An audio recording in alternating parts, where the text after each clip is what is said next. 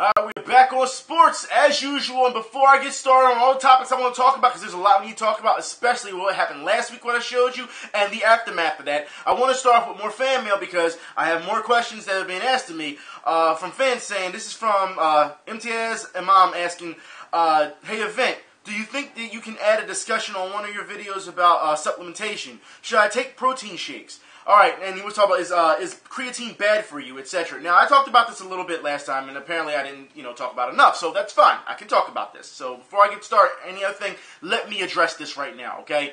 When it comes to protein shakes, I have no problem with people using protein shakes. I personally use protein shakes myself, but you have to understand you have to use it in moderation. They are good for you due to the fact that if you cannot make up for, the lack of protein that you get during the day when it comes to your meals, then definitely you should have a protein shake. As for creatine, personally, I stay away from creatine. I said this before with Creo Freaks. I've seen it in the past where people, the side effects from people. Like, I put it like this. If you take too much creatine, you're going to get like diarrhea. You're going to have all types of stomach problems. You're going to have kidney and liver problems. And guess what? You can also have those problems as well if you take too much protein powder as well, because you're building up too much salt and things of that nature in your kidney. So you have to understand that you have to use it in moderation. I personally would say go with the protein shakes. If you're asking a question if you should use protein shakes or creatine, I would say start at the beginner level. Start with a protein shake and see how you feel. Now, of course, you can get all types of protein powder. That is the trick. You have to do your research on what you think is best for you, what complements you. Now, a lot of people make the mistake of using protein shakes as food. You have to understand that it is not a supplementation for food. For example, Cole Hamels from the Philadelphia Phillies, which I will talk about the Phillies, okay? But Cole Hamels from the Philadelphia Phillies, every morning, he doesn't even have breakfast. He has a protein shake, and then he's on the go. And you have to understand, even though he's getting his protein, this is why he's not really gaining weight. Then again, he probably doesn't want to. This is why he's so damn tall and lanky, all right, and still a pro athlete. He still gets his protein in, but if you're trying to build muscle, and you're trying to, actually look like you have some muscle, a good size to yourself, you can't just take protein shakes and think, if I take this protein shake and work out, I'm good.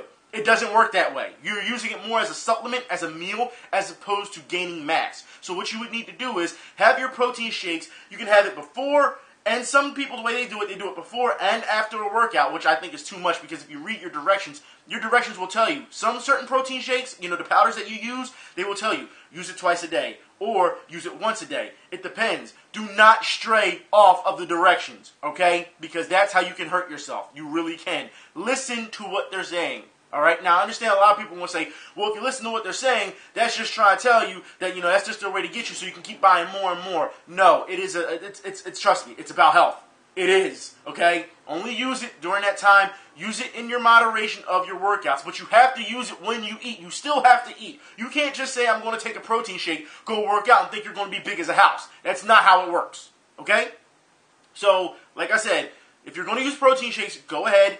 Go find the best, the best protein shake that works for your convenience. Because I don't know your schedules. I don't know how you're trying to build yourself. Like I said, it's all around how you decide you want to build yourself and, what's good for you time-wise. So, with that being said, also understand that there are a lot of things you need to know about protein shakes, especially when it comes to price. Now, understand there's some protein shakes out there that you can get, the protein powders that you can get, whey protein powder, whatever you decide to get. You can get for cheap. We're talking $20, $30. For example, I just got another protein powder that I usually use on Amazon for $10. You know what I mean? So it depends. Don't be one of those people that goes out and spends $50, $60 on one container of protein powder. Don't do that. Don't do that, because you really are just throwing your money away. You can always find, even though there's a brand that you like, you can always find another company or another brand that does the same exact thing if you look at the ingredients, if you look at the grams and everything. Look, do your research. You can do the same thing with certain, with in-store brands as well. Even though you may like a specific brand, they may have the store version of it for a lot cheaper. And it does the same thing. You really have to look at the back of the label and see exactly what it gives you. And you can do those comparisons even in store if you want. And you can see, okay, well, this gives me such and such, this gives me saturated fat or grams of fat, this gives me a certain amount of protein, you know what I mean? And before you know it, you're going to start seeing things that look identical. Like, all right, so what's the difference between this one and this one costs $20, cheaper. Like, you really have to do your research. So it really is a lot of planning before going in and saying, hey, I'm just going to buy this protein shake and it's going to work for me. Or, I can't just come out and say, you should buy this protein shake because it's going to work for all of you. No, that's not how it works. It's not. So you have to understand everybody is different and everybody has to do their research when it comes to those things. I personally would say, try protein shake, try some out, yeah. You know what I mean? But don't go breaking the bank thinking that, oh, this is great, and they got this guy on the front, and he looks like he's about 300 pounds, and he's ripped, and I want to be like that. Don't fall for that stuff, okay? Let's be realistic here. So if you're going to try a protein shake, by all means, go ahead, but make sure that you have your basic fundamentals down. And I don't just mean by working out, I mean with your diet. Because that's where your protein shake is going to work the most. Protein shakes work the most after you work out. Once you get that sleep. You know what I mean? Things of that nature. You still have to take your vitamins and things of that nature. Personally, before I go to sleep, I take melatonin. Because I know that personally, it works for me. It helps me get to sleep earlier than what I usually do. Because if not, I'll be keyed up and be up all night. But you have to understand also as well, when you're in that resting mode, it helps your muscles as well. All right, and melatonin for me, personally, it helps, with going on. Like I said, you can go and look at the facts of melatonin. It works for others. It doesn't work for others. And there's also some other not supplements, but people do use that as a supplement as well, which I don't understand. I'll never understand that. But like I said, there's a lot of things that, melatonin versus X amount of different pills that you can use versus vitamins that you can use. It's all up to how you like to do things. So by all means, please, if you really are going to try, protein shakes, and you're asking if you should try it, I would say try it and see how you feel. But also, I have to stress this a lot, because I see this a lot with people who use protein powders all the time. Personally, I don't use it all the time. All right, like I said, after a workout, something like that, that's fine. But I won't use it so consistently where I'm relying on it. That's where you get people who become addicts. And I've seen people who become addicts, and once they run out of protein, I'll put it like this, people who do use protein powder. Have you ever got to a point where you've been using protein powder and you feel as though you don't feel a difference, and then you stop using it, and then maybe, a couple weeks into a month, you're like, man, I feel like shit. That's what it does to you, because you're straying off of your regimen that you've used. And guess what? That's not with just protein powder. That goes with your body in general. If you stop working out for a month or so, guess what? You're going to feel that. You're like, man, I feel so tired. It happens because your body is so used to a specific level that you're at. And then when you turn that down, you feel it a lot, immensely. So I'm just letting you know, okay? Use protein powder.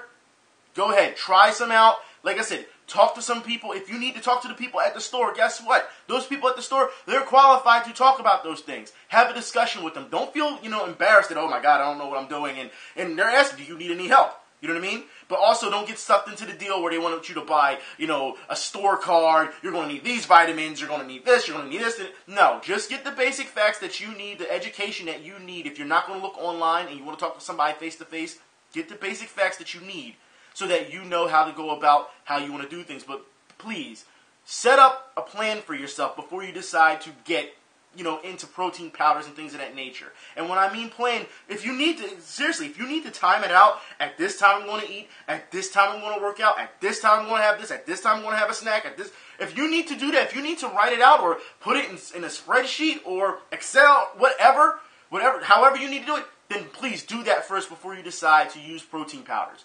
Get into a rhythm first before you decide to do it, okay? Now I want to move on. I want to talk about, I guess I could talk about the Phillies first. First off, the Phillies, I have to say, you beat the Nats. Interesting, all right, in the series. And people are still bagging on the Phillies. Look, I've said it before, I'll say it again. The Phillies are not going to do anything this year. Today, we play what? The Mets, right? So it's a rivalry. We play the Mets. This should be fun, as far as I'm concerned. But you have to understand that the Phillies are not going to do anything. Howard and Utley at the 3 and 4 spot are still having problems. But the other guys that you're seeing, they're getting the job done. They are, okay? I am shocked that the pitching has been as well as it is, as opposed to what happened in the Red Sox series. And I'll put it like this. You can't be too hard on them, but you also can't be too positive yet because we have a long season to go. So you don't know if these guys are going to stay healthy. You don't know if they're going to break down. You don't know exactly what fire they're going to keep bringing to the table. However, it seems as though, from what I'm watching, the games are pretty interesting. They're pretty enjoyable. It's one of those things you can just sit back, kick your feet up, and watch the game and not really have to worry about much. I've noticed that Howard has been striking out a lot. And, for a guy who's getting paid as much as he is, that's unacceptable. You really have to do something. I understand you're going to say, oh, he had a double not too long ago. Yeah, but yesterday he had, 4 strikeouts? Like, come on, man. And players who were in position to score, too. So let's get something straight. The Phillies lost yesterday. We won the series. But technically, you could have won that series. You could have swept the Nats. You could have. I'm just saying. And people don't expect that. So when the Phillies are winning now, people don't expect much. And I put it like this. It's one of those things in Philly, you should sit back and relax. Have fun. Watch the games. And yeah, you go, oh, this guy sucks. And this guy's... Yeah, there's going to be a lot of guys. It's almost, I'll put it like this. When you saw that roster, it was like Major League. It was like, who the fuck is this guy? Who's this? They're still going to be shitty. Like, anyone who's watched Major League, the first one, you know what I'm talking about in the beginning. You're just like, this guy, this is a shitty team. Like, that's what Philly fans were like. And it seems like that's what we're going to see for a while. So, like I said, don't get too upset. I will say, though, if you're going to get upset, there is someone you can get upset with, and that's Jonathan Papelbon. All right, I probably like that. You cannot go to the Boston Globe and say, I wish I was still the Boston Red Sox, and I don't feel like a Philly, and blah. You can't do that. Look, we already heard you last year when you said in the beginning of the season, you said, we are the team to go to the World Series. If you were a betting man, you would put on the Phillies and go to the World Series. And I got on video and said, what? You got to be crazy if you think the Phillies are going to the World Series. He said that in the beginning of the season last year, okay? Near the end of the season, he was like, I want to be traded. I won't be traded.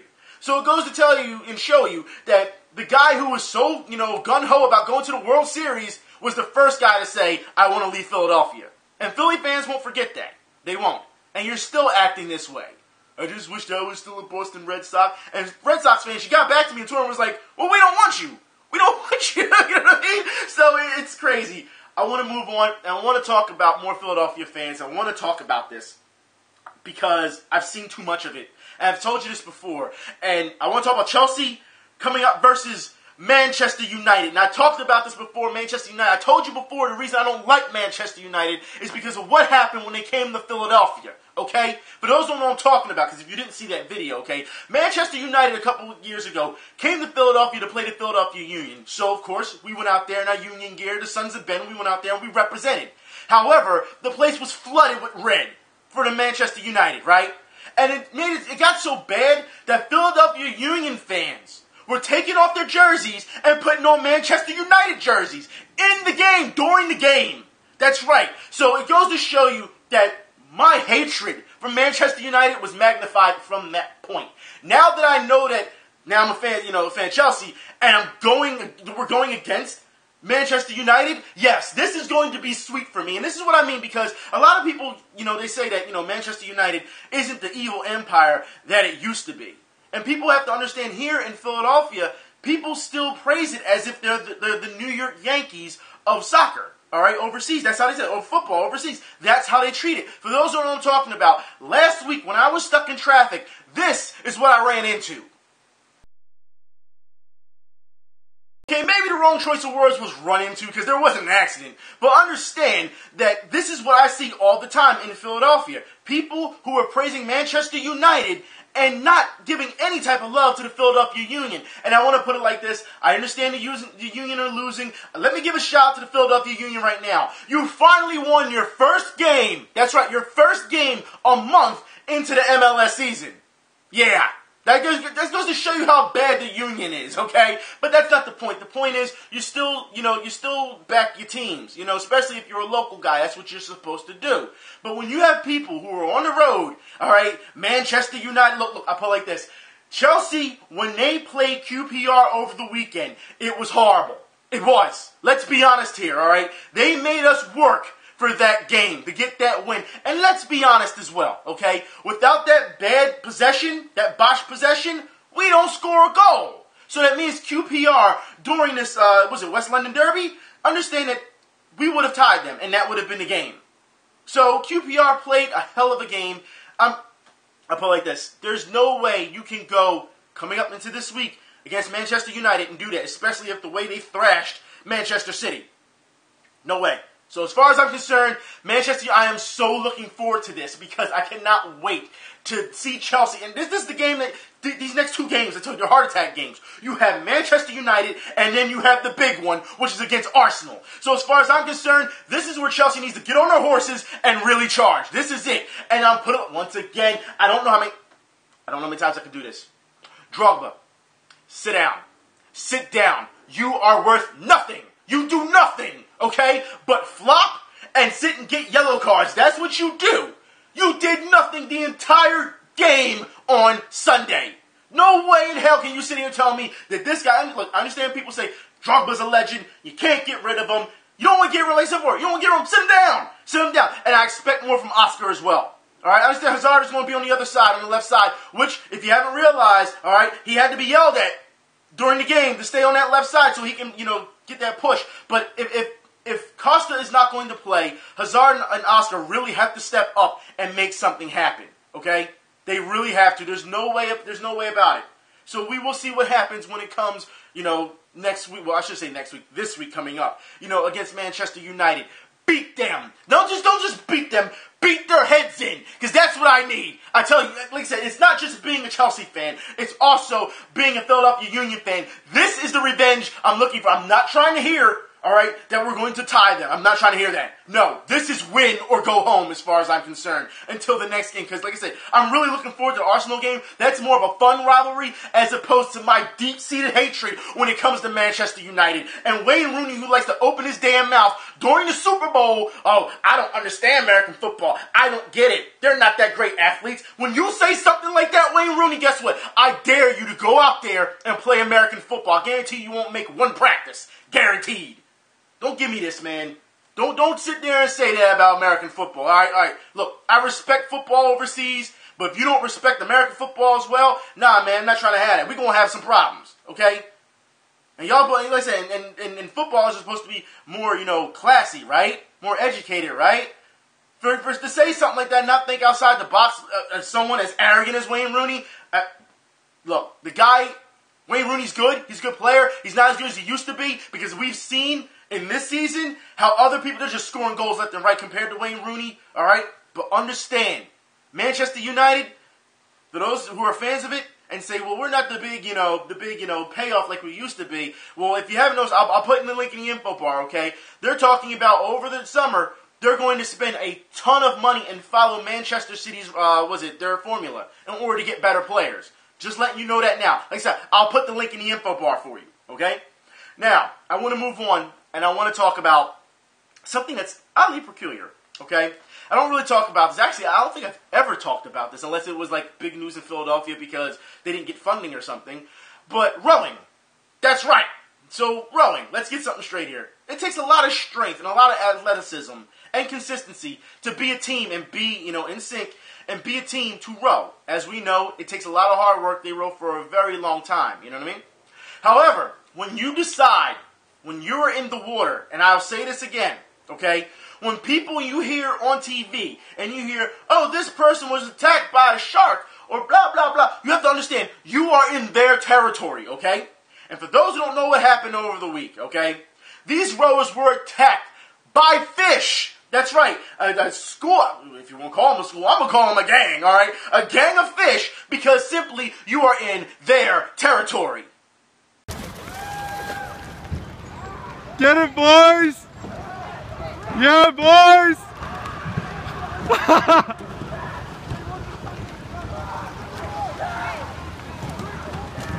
Yeah, boys! Woo!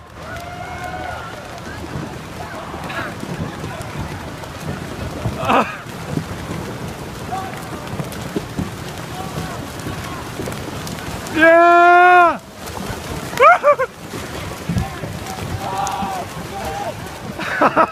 Get some rowers. That's what I'm talking about. I hope a lot of y'all were slapped in the face by those fish. That's a lot of flopping fish. But you know what? Speaking of flops, let's get to the Griffin Force flop of the week. Matter of fact, I'm going to give you 2 this week. That's right. For those who did not see, check this fool out as they're struggling during football. Because as you know, after the whistle, guys still get aggressive and they throw each other down on the ground. Watch this guy do this acrobatic garbage and think he's going to get a call.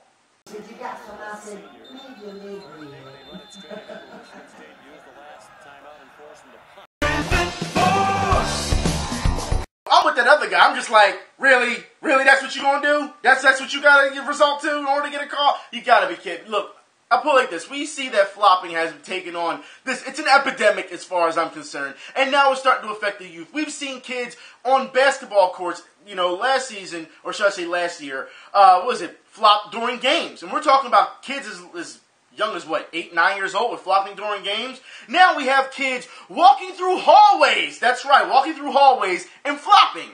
Did you get it? But our price was bomb. Starting them young. Look, overseas footballers, football players, American football players, all right, basketball players, you understand that this is what you are influencing the youth with, right? You understand this. All right, and of course that's just a joke because, let's be honest here. If you're walking through the hallway and you're doing something like that, clearly you were trying to make fun and make light of what you see in sports. Because let's be honest, all right, this is what people think of you now. And I know you're going to say, well, I'm getting paid, I don't care. But no, you have to understand, you're disrespecting the sport, the integrity of the sport, when you do something like this. And it's kind of sad that we keep seeing this. You know what I mean? Like, seriously, every week or every other week, I shouldn't have something to show you because you decide, oh, I'm not going to be competitive. I'm just going to take the easy way out. Because that's what flopping is. It's the easy way out. I'm not trying to hear it's a strategy, and if you can get away with it, then you should do it. I'm not trying to hear that, all right? You are supposed to be an elite athlete, to play hard. You're supposed to get by on skills, and then you do that. That's why you aren't respected these days. Not to mention all the things you do off the court. Because, let's be honest, we see a lot of athletes who do a lot of bad things off the court. So, but that's not the, I shouldn't just say off the court, off the field, off the ice, off the, whatever. Okay? But you have to understand that this is what happens when you decide that we should have this as a big thing. You know what? Vlade Divac, one of the kings of flopping in basketball, has come out and said, you know what? It's getting too much.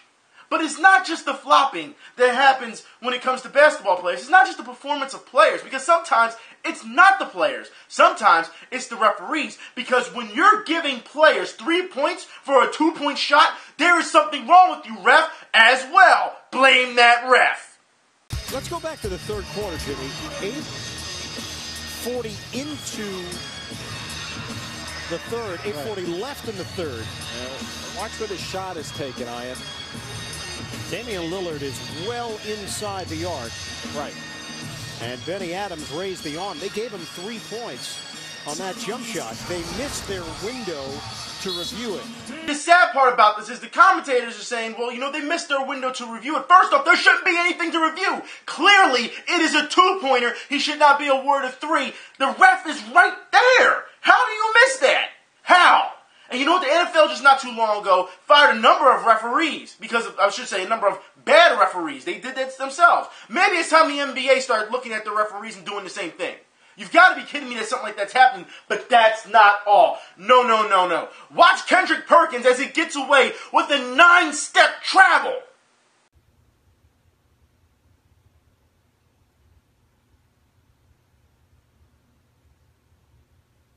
Quite clear that the NBA isn't trying anymore, but they still want you to watch. They still want you to buy their merchandise. They still want you to support them as much as possible and give you the absolute lowest common denominator of performance.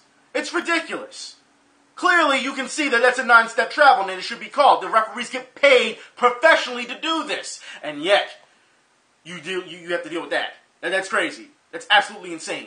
But I want to still talk about more basketball, but I want to bring it back down to a lower level of basketball. What I mean is down to the street level. Now, remember, last week I showed you a video where that kid was playing those cops. He crossed those cops over and laid them up, and everyone was having fun. Everyone was full of smiles. And I said, this is why I feel cops versus community can work. So, just when you think that things are going to get better, they actually get worse. And for those who know what I'm talking about, there's a continuation to this. That's right. For those who don't know, this kid, because apparently the video went viral, him crossing over these cops, the cops found him, the very same cops, found this kid and arrested him. That's right. Arrested him, took him down to the precinct, pretty much put him in holding. They held him for an hour and a half, handcuffed him to a bench, which is a little bit different than holding, for those who don't know, okay? Because usually they put you in a room with a bunch of people for holding, all right? But they locked him up, well, I shouldn't say locked him, but like I said, handcuffed him, put him on a bench, all right, and searched his car. An hour and a half, all right? Had no reason, gave him no reason, all right? He went to Complex Magazine, Complex Magazine said, they did it simply because they were, embarrassed. Now we're finding out the truth of things. Here it is. I've showed you before on video when I talked to those cops. What did I say? Those cops was talking trash about basketball players and said, well, when are you going to get out there? And I told you before, this is what happened. Apparently, cops were watching the game, what was going on with these kids, and they started talking trash. And then when the kids, they challenged them, the cops said, we don't do this, just for fun. We're going to play for money if we're going to do it. So now you have Philadelphia's finest, all right, challenging players to bets, to money matches, pretty much. That's what it is. So you're going to put up money in order to play. Needless to say, they didn't know that this kid that they challenged, that he was a college basketball player. They didn't know. Okay? Like I said, the link will be in the info bar for everything. So these cops get embarrassed, lose their money. As you can see on camera, video goes viral, right? Cops get salty. So then they try to say that they're trying to pull this kid over because they're trying to target his friend. And this kid said, look, the only kids I hang around are college kids, my age, other college kids. We don't do anything wrong. There's no way you can sit here and say that you saw something, because that's what their excuse was. We thought we saw something, so we locked you up and brought you in. He said pretty much they just wanted to bring him into the precinct so he could show his face.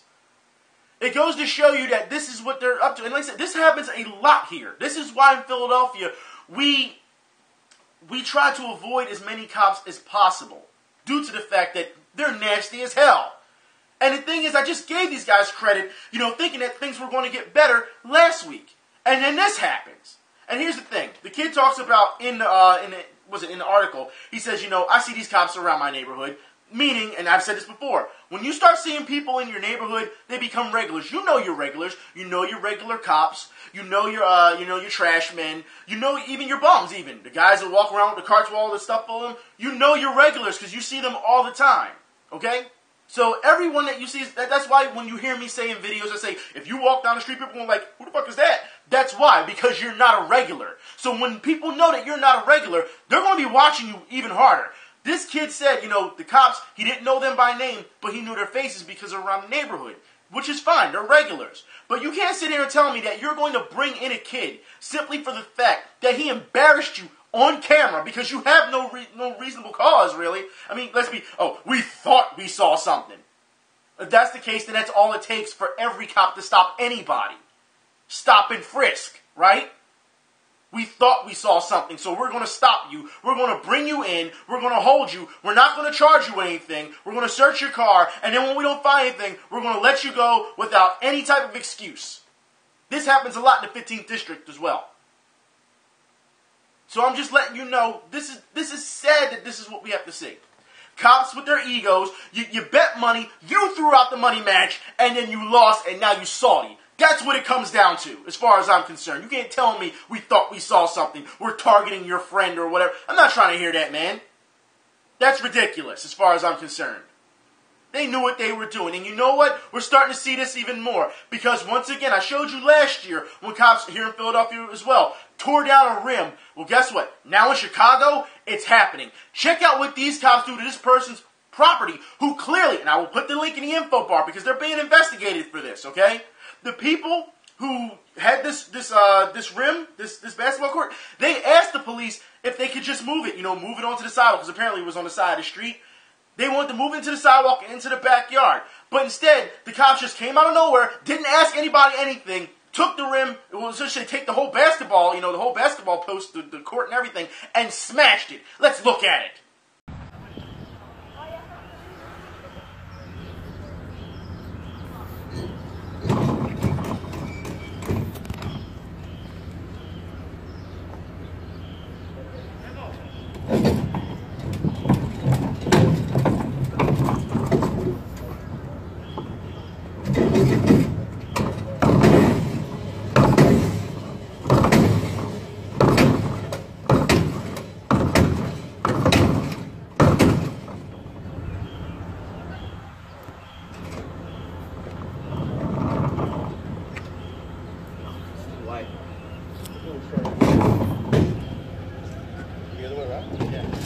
My God, you can even hear them saying the other way around because the cops are so fucking stupid, they don't realize that you can't put the rim in like that. It's almost like putting a square peg in a round hole. And it's two of them. How many cops does it take to...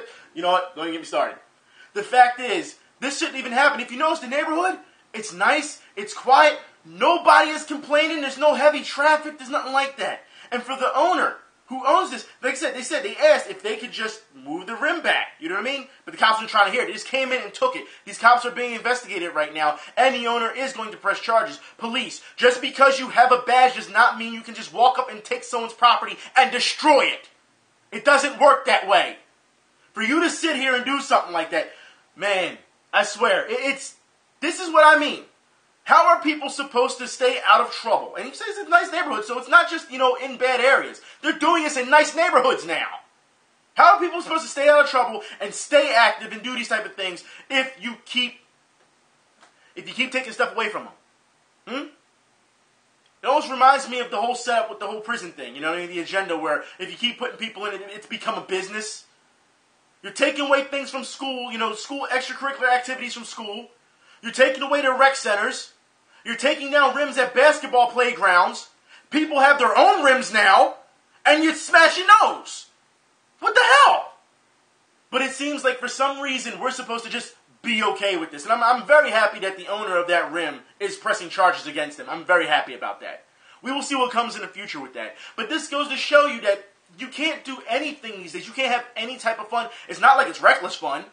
It's not like people are being dicks and just, smashing things and carrying on, to say, oh, it's in the name of fun. No, these are kids who are just playing basketball.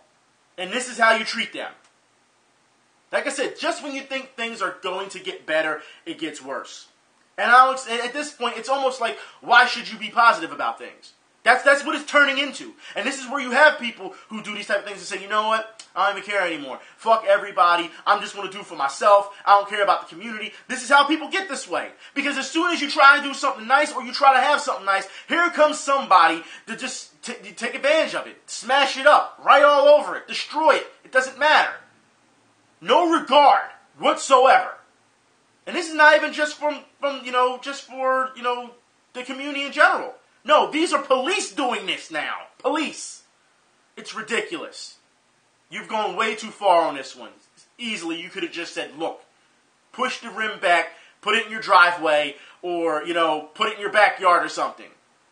You didn't have to come along out of nowhere and just say, we're just going to take this rim and we're going to smash it, as the owner is saying that's what's happened.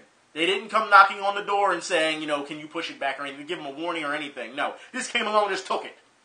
It's ridiculous. And then you wonder why there's so many problems, man, whatever, man. Anyways, I want to move on real quick. I want to talk about boxing real quick. For those who did not see, Danny Garcia versus Peterson. Look, we had a lot of talk about this on Saturday night. I felt Peterson won that, even though Garcia is a Philly kid. And I feel as though, I'm going to, rep Philly and, back those guys. I felt Garcia lost that fight. First half of the fight, Peterson, a lot of people like to say he was running. No, it's strategy. I feel as though it's still strategy. You have to understand, when you have a guy who's that athletic, and he is peppering the hell at you with his jab because he's making you uneasy, he's not letting you set up. And granted, you're going to get close and he's going to move, and a lot of people will say, he's trying to avoid the left hook. I get it. But guess what? You have to understand, this is boxing. They said the same thing about Sugar Ray Leonard before, he fought Duran and he fought Hearns. They said the same thing about Oscar De La Hoya. You know what I mean? They said the same thing about Lara. And guess what? All those guys that, everyone's saying, oh, they're runners. Guess what? They're all world champions. At one point in time, they were world champions. You have to understand this is about boxing. Not everyone is going to stand in the pocket and catch and shoot. Not everyone is going to, trade with you all day. No. Now, Peterson did his game plan clearly. If you did not watch that fight, it was to tire out Danny Garcia, to frustrate Danny Garcia, because he couldn't catch him. He couldn't catch him the first half of the fight. And then when he got tired and worn down, what did we see? Peterson stalked him. Did we not? Garcia said himself, he was frustrated in the first half of the fight. He called Peterson a runner. But you notice he didn't say that about the second half of the fight, did he? No, because he said Peterson won the second half of the fight. He admitted it. So it goes to show you that I don't understand if people realize that just because you call somebody a runner doesn't make it correct. All right? Doesn't matter. I don't care how much of a distance it is. He is working within his game plan. That's his game plan. If he is up on points, I don't want to hear this bravado where, oh, well, he's not being a man enough to fight and blah, blah, blah. No, if he's moving around the ring, no matter, the distance, and he steps in and hits you, and he keeps hitting you with that jab, and you can't get him, guess what? That's points for him. This is not about, boxing is not about knocking your opponent's head off. Do people understand this? It's not. So as far as I'm concerned, Peterson did what he needed to do to win the fight. Of course, because Garcia was the favorite, you're also going to have somewhat of that hometown thing because Garcia's from Philly, not New York, but it's close enough. You get what I'm saying? So you're still going to have that. And for those who don't believe me on that, if you didn't hear what Andy Lee said, he said the same thing, all right, about Peter Quillen. He was shocked that, he unless he knocked him out, he didn't think he was going to win due to the fact that Quillen was in his hometown. So he was happy with the draw. He said that. You have to understand there are a lot of politics at play here. However, calling someone a runner, look, cut off the ring, smother them. And don't tell me Garcia didn't have his chance to smother him. Smother him, stay on top of him if you're going to have a problem. If you think that this guy is running, that's what you do. You don't complain about it. You don't. And I'm getting real sick and tired of seeing people do this. I'm sorry, but if that person is more in shape, more athletic, and is moving around more, and you can't catch him, that's not his problem. That's your problem. That's how I see it. Like I said, Danny Garcia, he's going to move up to 147. I think he's going to have a tough time at 147, especially with Keith Thurman being the champion at 147. I think he's going to have a tough time. However, I will put it like this, all right? Danny Garcia, I felt he lost that fight. I'll still root for Danny Garcia because I like Danny Garcia. I think he's a hell of a fighter, okay? But I really felt that Peterson won that fight. And I really don't care about the whole accusations of running. I don't want to hear that. Like I said, there's ways around it. It's just like in video games if somebody keeps spamming you. There's ways around it. No excuses. Really. If the guy is running, you cut him off, you go side to side with him, and make him and trap him. You make him fight you. And if he keeps dodging and running, guess what? Well, then just step on the gas a little bit more until you get what you need. Now, granted, it may burn you out a little bit more, but this is why we always say in boxing, the best fighter doesn't always win the fights. All right? Sometimes it doesn't work that way. Sometimes it's the best conditioned fighter who wins the fights.